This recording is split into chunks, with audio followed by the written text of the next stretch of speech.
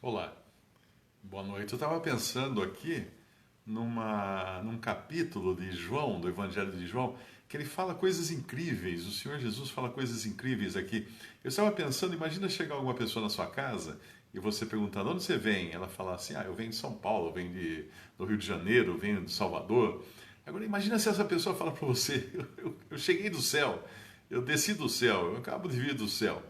Você ficaria surpreso, você falaria: puxa, quem é essa pessoa que veio do céu? E é realmente no capítulo 6 que o Senhor Jesus repete várias vezes. Ele fala: meu Pai vos dá o verdadeiro pão do céu, no versículo 32, e depois ele vai dizer: porque o pão de Deus é aquele que desce do céu e dá vida ao mundo.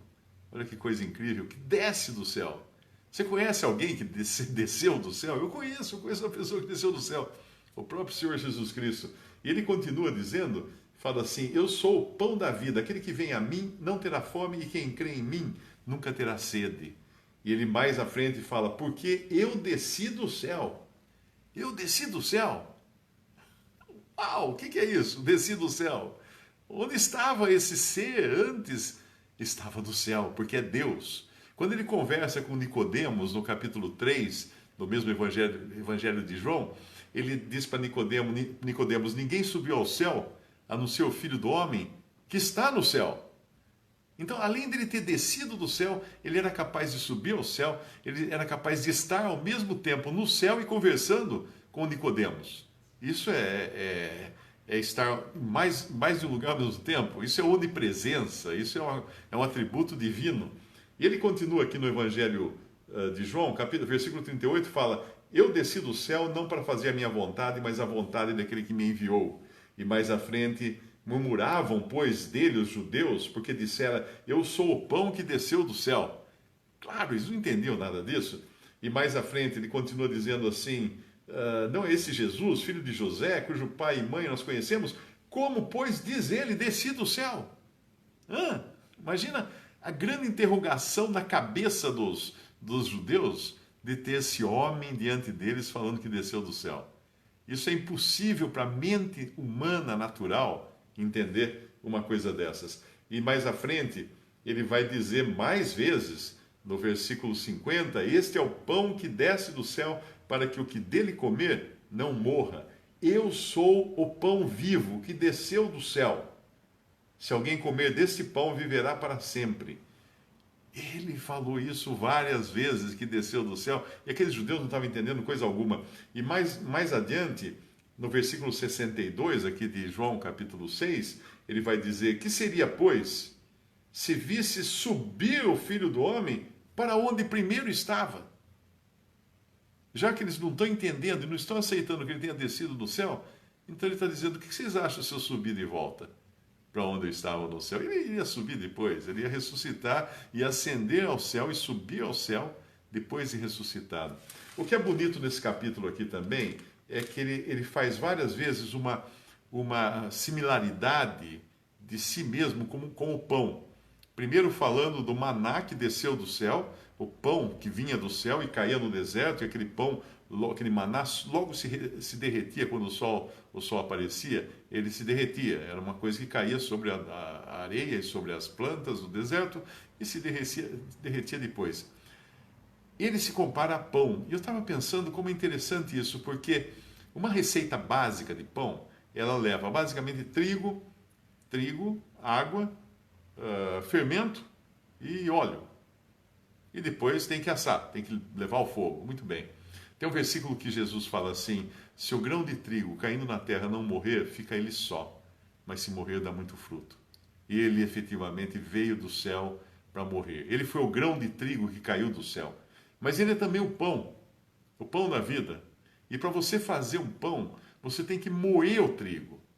E ele foi moído pelas nossas iniquidades, como fala Isaías 53, né? Isaías, que ele fala: ele foi moído pelas nossas iniquidades. Na cruz, ele foi efetivamente moído.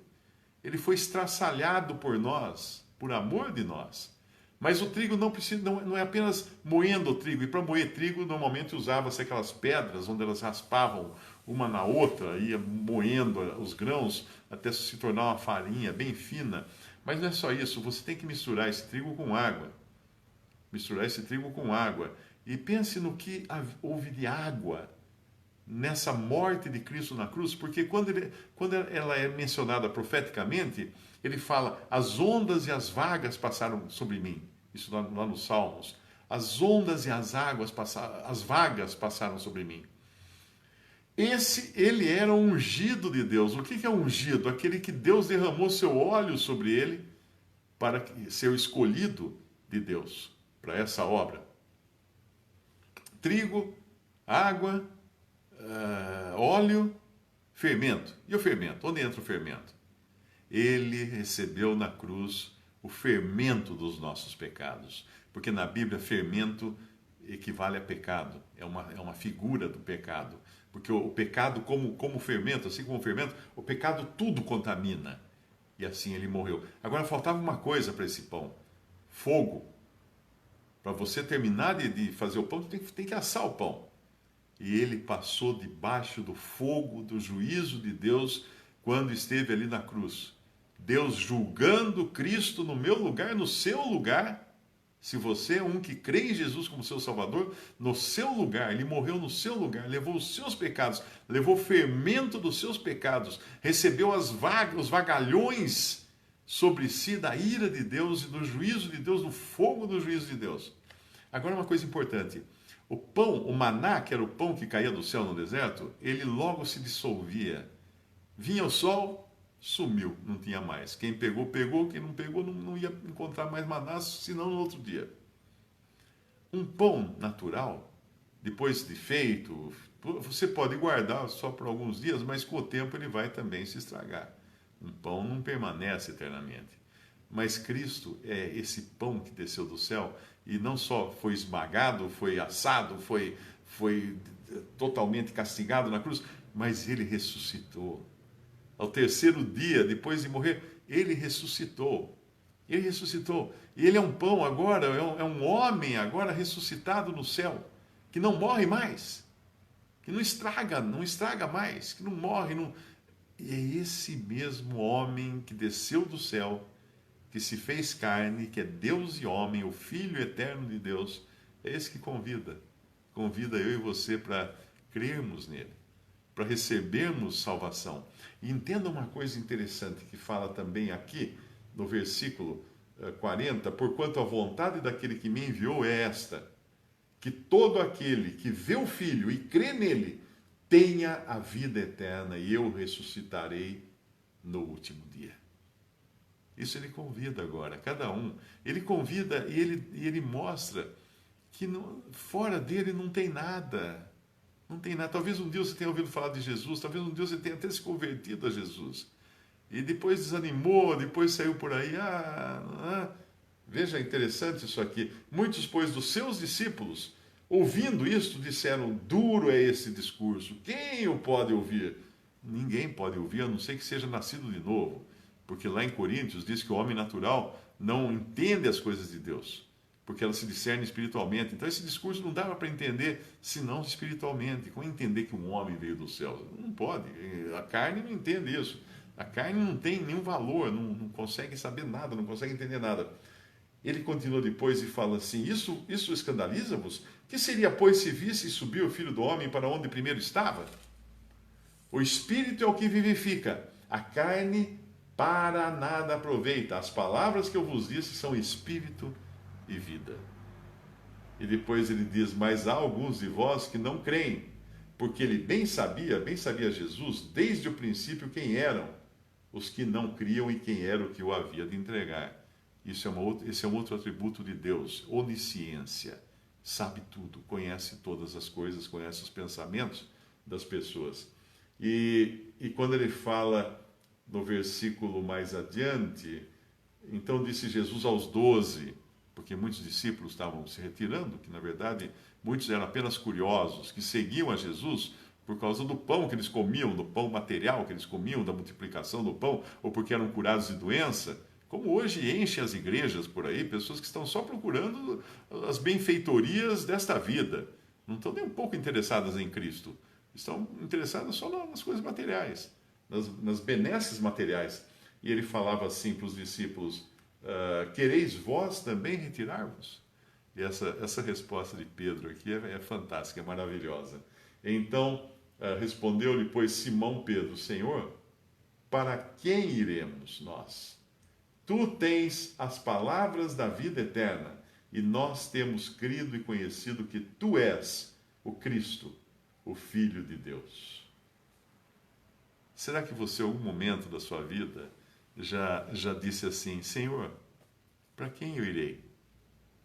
Tu tens as palavras de vida eterna. E eu tenho conhecido que tu és o Cristo de Deus. Será que você um dia disse isso? Será que você está procurando outra coisa para satisfazer você nessa vida, nesse mundo, de costas para Jesus? Não vai encontrar, não vai encontrar nada, de jeito nenhum, porque Ele é aquele que quer salvar você eternamente. E fora dele não tem salvação, fora dele não tem nada que permaneça. Tudo fora dele é passageiro, é efêmero. Eu espero que você realmente conheça esse Jesus que desceu do céu e creia nele se ainda não creu, e se já creu, se apegue a ele. Uma das coisas que você conhece, uma pessoa realmente convertida, é que ela quer andar com Jesus.